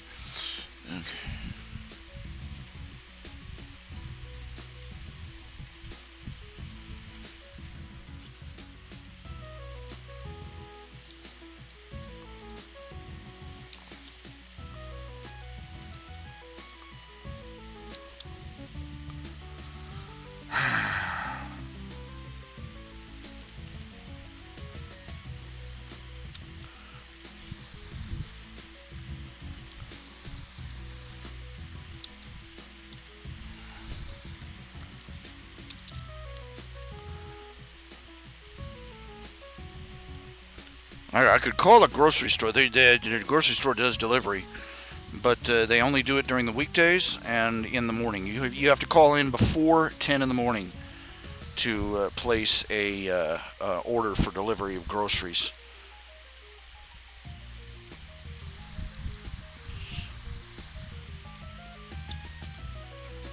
And it arrives that afternoon. So, spending way more money than I should have.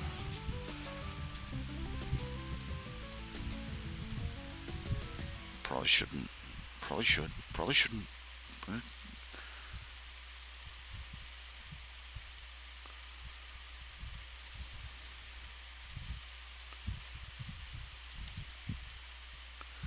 going ahead and doing it anyway. If I take two, it's a lost cause. If I start debating, should I do this? Should I order it? Shouldn't I? And I'm back and forth between a little, the little shoulder angel and shoulder devil. Do it, don't do it, don't do it, don't do it, don't. And I've got a third guy in the back who goes, oh, screw it, just do it. Life's short.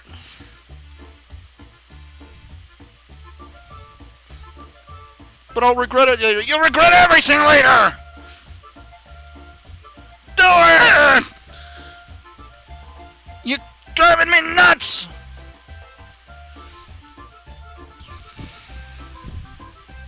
Darn if I do, darn if I don't, so darn it, I might as well. Okay, if you're interested in my channel, please hit the what are all the little thingies on there? Okay, hit like, hit share, hit save, hit subscribe, and hit the bell. Ding-a-ling! Subscribe, darn you! Subscribe! It doesn't do anything for me. It doesn't do anything. Maybe floats my ego a little bit. I've got 168 people signed up to this channel. Think about it. There are 165 other people who are going to be listening to this broadcast later. These poor, sad souls. I'm the only thing sadder than them right now. It's just, according to this, I have an excellent connection, but my screen image is frozen. Oh, we love you, Google. We love you so much.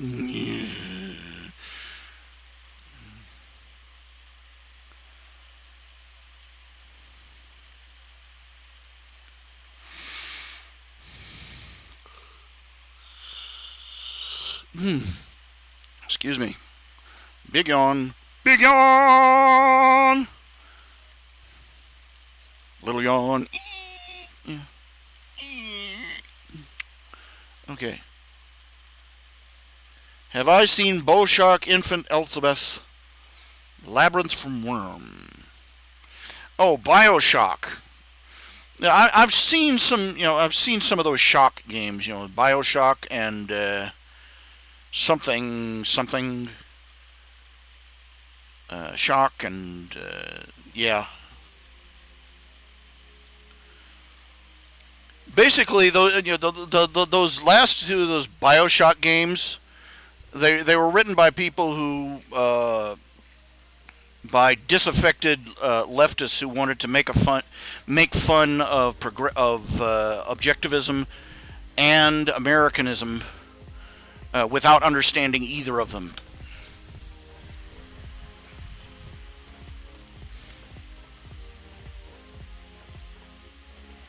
A literary critic is somebody who reads Ayn Rand. An objectivist is somebody who reads Ayn Rand and understands it.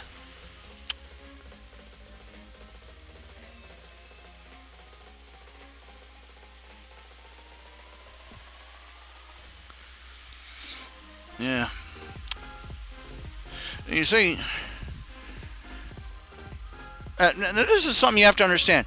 People from around the world look at American pride, American exceptionalism, America number one and all that, and they don't understand it. You see, you got to understand, American nationalism is, it is fundamentally different from nationalism just about anywhere else, except maybe Australia. We have a few parallels there, but for most of the rest of the world, nationalism is also tribalism.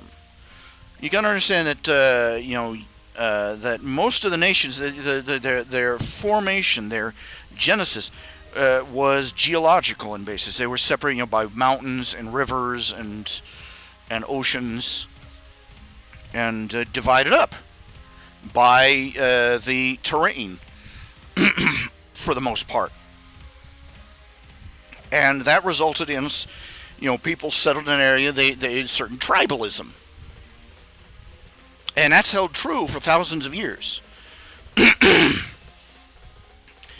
You're a Frenchman not because you believe in the French Constitution, but because you were born French in the French countryside, and your grandparents were, and your great grandparents were, and your great grandparents were. You're French because of your bloodline. You're Japanese, not because of any constitution. You're Japanese because of your bloodline. You're Chinese because of your bloodline. Even though dozens of nations have invaded China over the years, eventually the people that invaded China, basically they married into the Chinese families and started practicing Chinese traditions and had half Chinese babies, and pretty soon they were Chinese. China does not fight off invaders. It digests them. and you look at in Ethiopia and Africa and all these, the reason there's so much conflict in Africa, especially South Africa, is because the lines that the tribes draw are different than the ones that the cartographers did. A little bit of a problem there. Draw two different warring tribes being the same nationality. And they're looking, which is South African for, what the hell do you think you're doing? Put that damn map down, pick up a spear, and help us fight your neighbor. Yeah. But for America, what makes America America, what makes Americans American, even the people that are born here, it's more a matter of the values we hold in common than the continent we hold in common. You understand? our country was founded by a bunch of incredibly scattered, disparate group of people. All the other nations said, "Get out!" And we said, "Up yours," and left and came over here and said, we have a lot in common, and here, let's write them out on this Constitution, and we'll start our own country. Hooray! It was about common values, which we, common values, common beliefs that we immortalized in our Constitution and in our other founding papers, in our founding documents, and in our laws, in our traditions, in our folklore.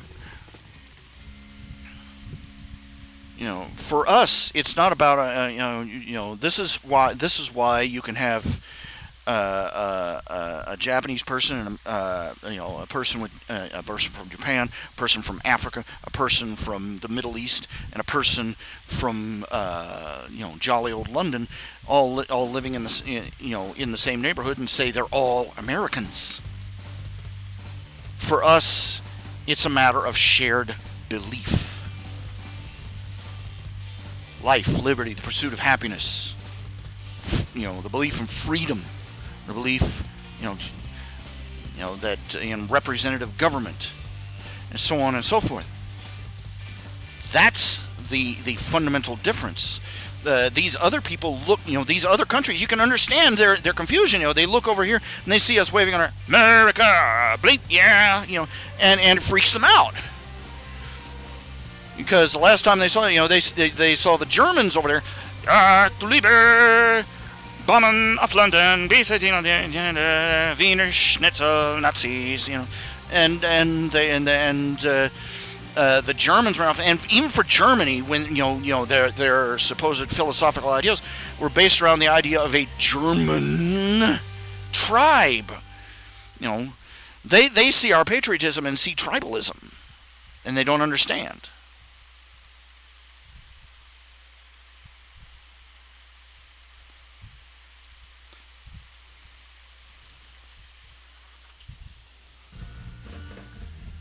And I saw this one. There was this one clip from an anime.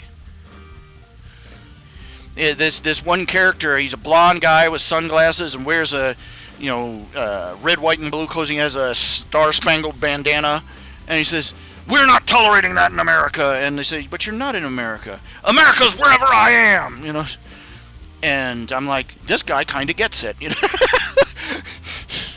Kind of, not quite, but. Okay, what do I think of Florida? What do I think of Florida?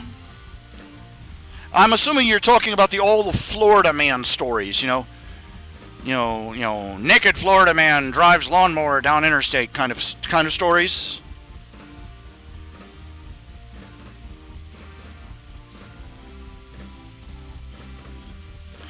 Now, the interesting thing here's something you have to understand. Here's something you have to know. The reason so many weird stories are coming out of Florida is because the standards for what is allowed to be printed on the front page are lower in Florida. It's a matter of litigation. You print my name, I'll sue, kind of thing. In Florida, they have, as general policy in the newspapers, they have much more leeway.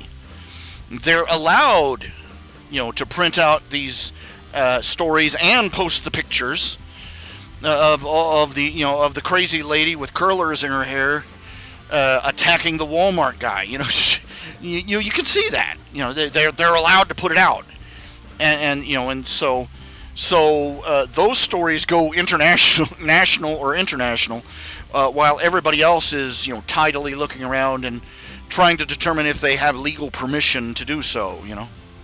To post somebody's likeness anywhere. And by that time, Florida man is already up and away. Florida man!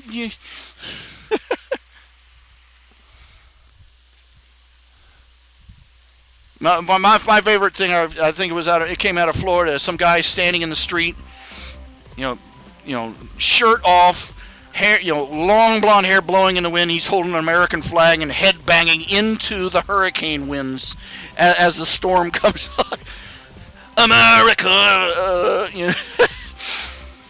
You gotta love the attitude. Okay, if you can't be classy, be enthusiastic. Love who you are and where you're from. Love what you do.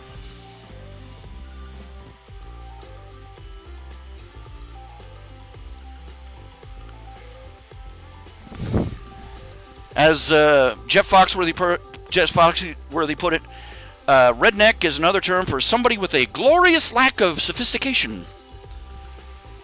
Go with that.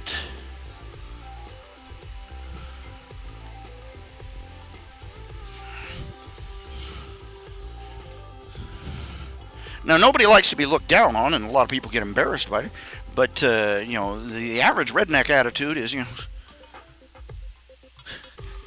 more along the lines of, "What you laughing at, stick boy?"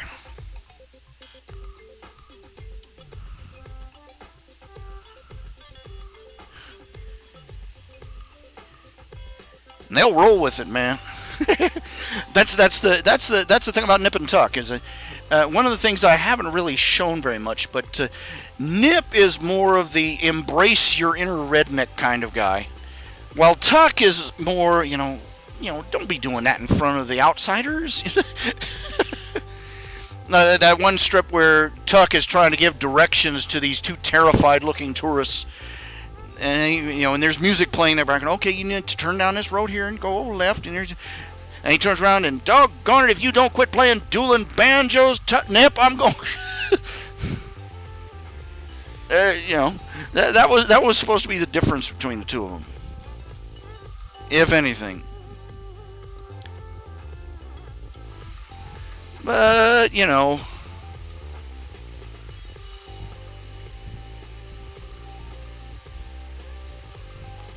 I was inspired a great deal by Pogo Possum when I started that comic.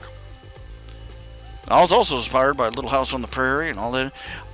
When I started drawing these things before I was even 10 years old. Seriously.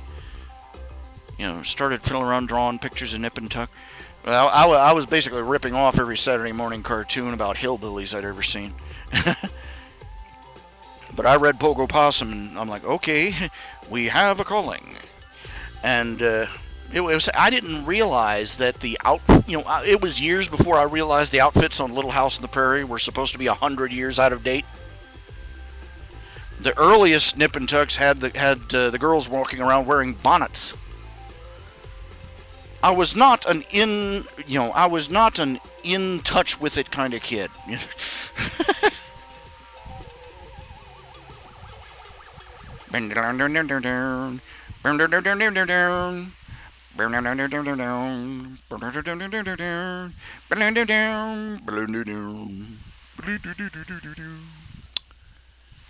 Yeah. My name's Declan, aka Declan DP. And I saw the dead, small and great, stand before God, and the books were opened, and any who were not found within it were cast in the lake of fire. Mainly electronic. Your social standing doesn't matter diddly squat in the end. And what's influenced me over the years? MTS artists like Togu and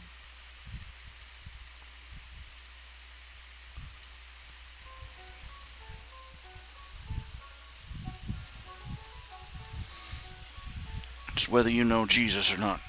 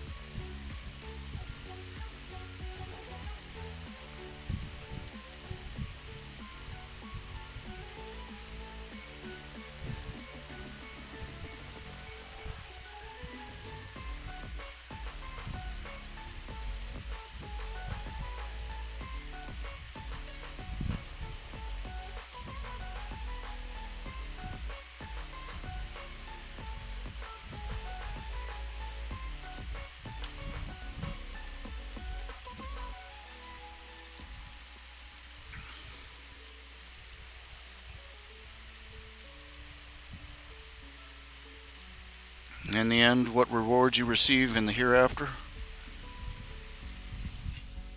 are all about what you did for him.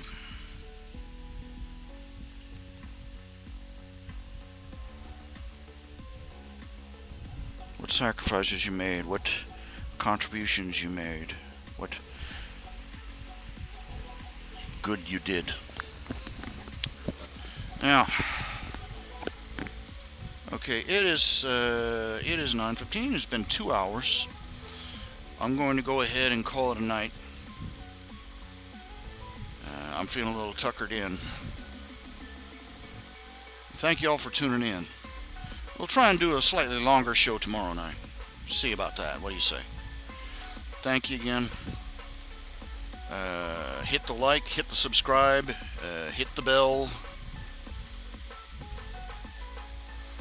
And we'll see y'all later. Bye-bye.